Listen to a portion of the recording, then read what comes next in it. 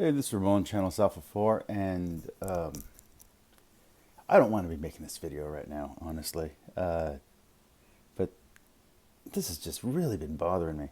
I want to clear up some misconceptions about Catholics, just real quick, really short. But first, let me just make something very clear. This used to be a martial arts channel, and the only reason it switched from being a martial arts channel is because the algorithm change and the Apocalypse change made it so that my videos were now being buried and they just weren't showing up in people's feeds. And even people who were looking for my channel couldn't find my channel. So I switched over to another thing that I understand and love, which is philosophy. Okay. Now, philosophy is a big tent subject that has everything from epistemology to theology to ethics. It just has a very large branch, very large tree with many branches. Okay, and one of those branches happens to be religion. So I, on this channel, have been doing a philosophical approach to the Bible and the Quran. Remember, I said philosophical. I'm not a priest, I'm not a deacon, I'm not a pastor, I'm not a preacher. Just want to make that very clear before we get into it. All right. Let's begin with misconception number 1. And this one, I think, was popularized by Glaslyn Jen,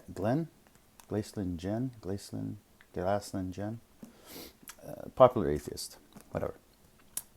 Catechism is not dogmatic Catholic law. This is not a Catholic rule book. You can't take this in front of a priest and say, I didn't break paragraph 1244 for First Holy Communion. I didn't break this rule, so I'm fine. That's not what this is. Okay, this is not a rule book. This is supposed to be a research and a resource aid for bishops, so that way if they don't know something, they can look it up in here and see what the common or most popular argument is or ideas are on that subject. There are, on the other hand, dogmatic teachings in here because they're listed and quoted from the encyclica or whatever that was posted out on it. But this is not a dogmatic rule book, okay? This is not Catholic law. As a Catholic, you're free to disagree with the catechism. You're free to argue with the catechism. In fact, not all churches use the same catechism. Some have specialized ones that are sometimes based on this one. And this is like a guide to how to write those. Also, okay, catechism, also another note for the catechism, is that not all Catholics are Roman Catholic. Okay? Big surprise for a lot of people out there. Okay? There are Orthodox Catholic, Russian Catholic, Coptic Catholic, Eastern Catholic, sometimes called Oriental Catholic, but that term's kind of fallen out of popularity. Okay, important to note, they have completely different rites and they have completely different liturgies. And the Eastern Catholic Church that is in concert with, in full communion is the term the Catholics use, with the Roman Church still uses the Eastern Rite, the John Christensen Mass. I don't know how to pronounce it. All right. Now, misconception number 2: Catholics do not worship Mary. Okay, veneration is not worship. Veneration is basically, well, even with the saints, this is going to work for both Mary and the saints. You pick somebody who you think lived a particularly good and Catholic or Christian life, and you follow their example and try to live like them. It's just an example of how real world people who were living actually lived their actual life, and you can look to them as an example of how to live. What about praying to them, you say? Well, there's this whole chunk of the Bible that most Protestants are missing, and in that chunk of the Bible, which, by the way, the King James Version actually has it in a separate section at the back. Just flip to the back. You guys call it the Apocrypha. Go to that, and you can find all about all the things that you think are missing. They're in there. Okay? All right. Number 3. Pope is not infallible all the time, every day, no matter what he says. If he says the Patriots are going to win the Super Bowl, it doesn't mean it's going to happen. If he says that the sky is blue, it doesn't mean it's going to be. Okay? It could be a cloudy day. Pope is only infallible when he makes infallible statements about religion. And he has to declare he's making those kind of statements. And there's a whole bevy of people that check his power. Okay? And that's going to be the magisterium. That's going to be the Council of Cardinals. That's going to be the Council of Bishops. There's a whole bunch of political groups that are in the Roman Vatican, because the Vatican is its own nation. Okay, it's a country. The Pope is the head of a state. He's not just the head of a church. He's the head of a city-state. There we go.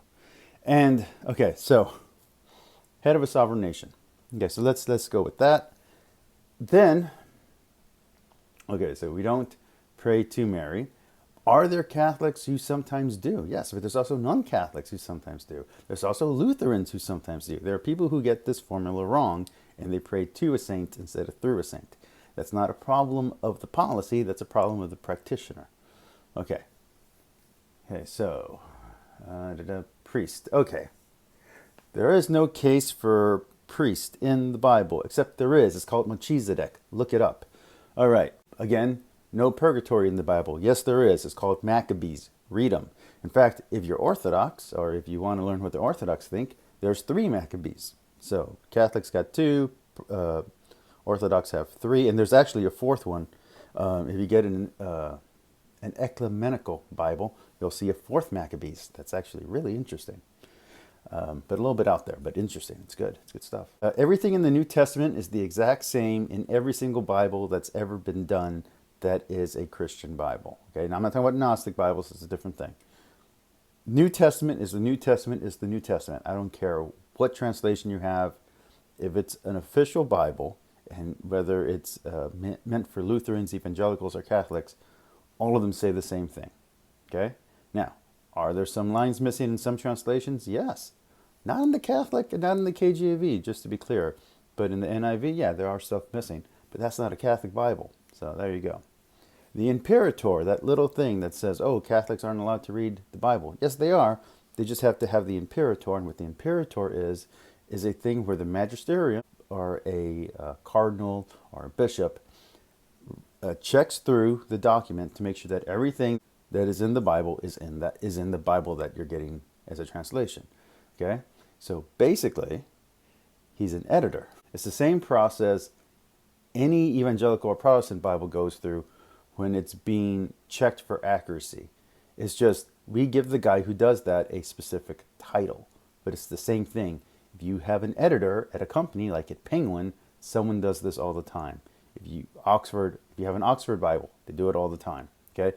It's not like you guys don't also have a person who has this exact same job. It's just you don't happen to have the title Imperator, and we do. Okay? Now, let's see. Communion. All right, this was going to be a little bit hard, and I might get a little bit wrong, but I am going to say it to the best of my ability. Okay? And again, I'm not speaking for the church, speaking for me, from my understanding. We are not constantly re-sacrificing Christ every weekend. Okay? We believe that Jesus and God, that God exists outside of time. So we believe that we are piercing the veil. Remember the veil split, that whole thing?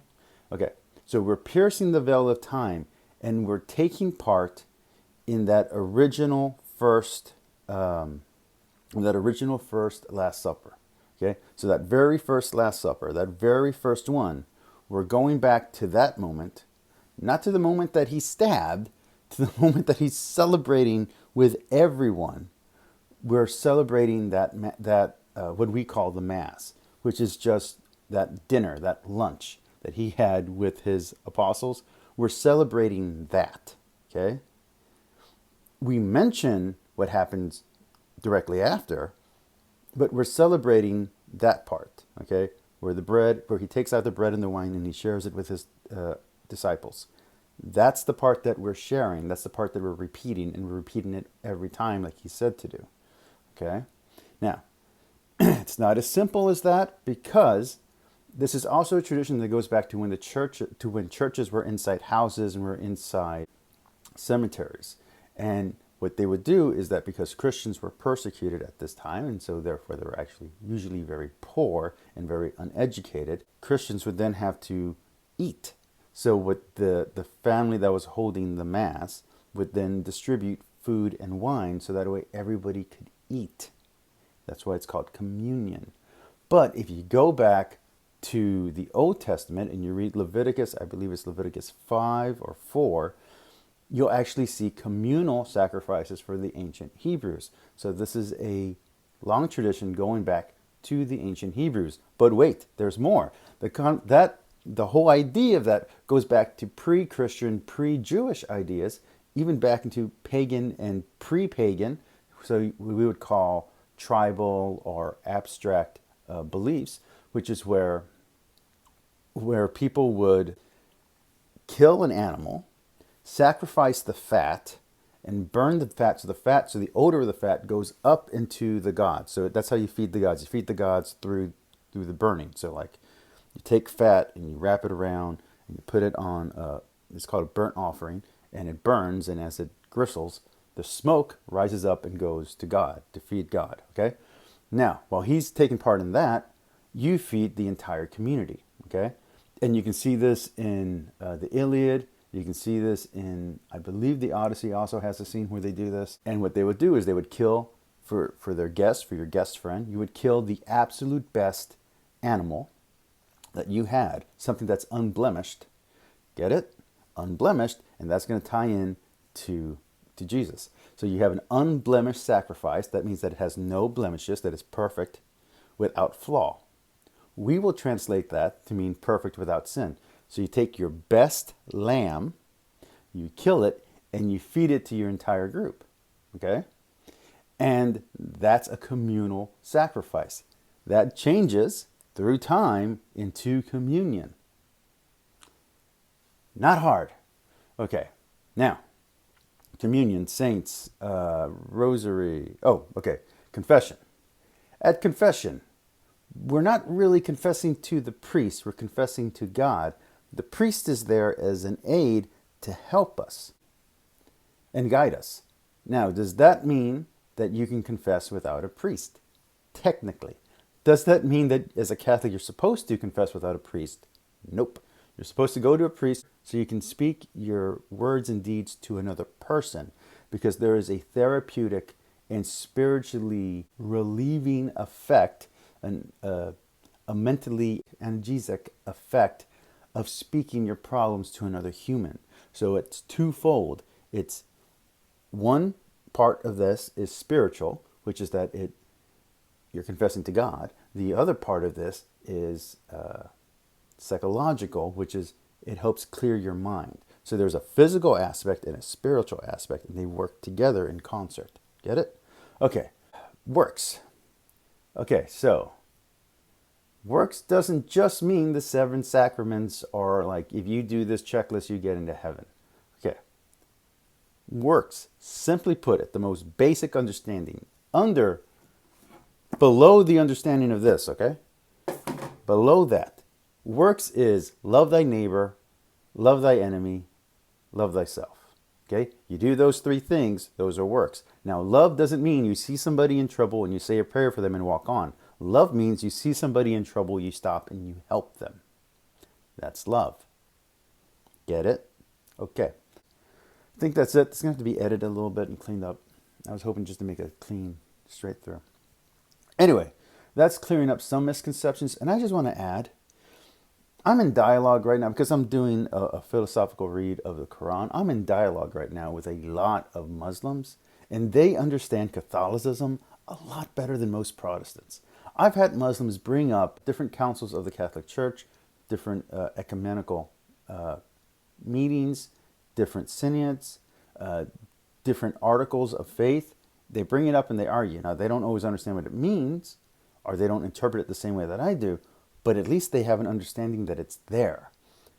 Most Protestants that I hear on YouTube don't seem to understand any of that.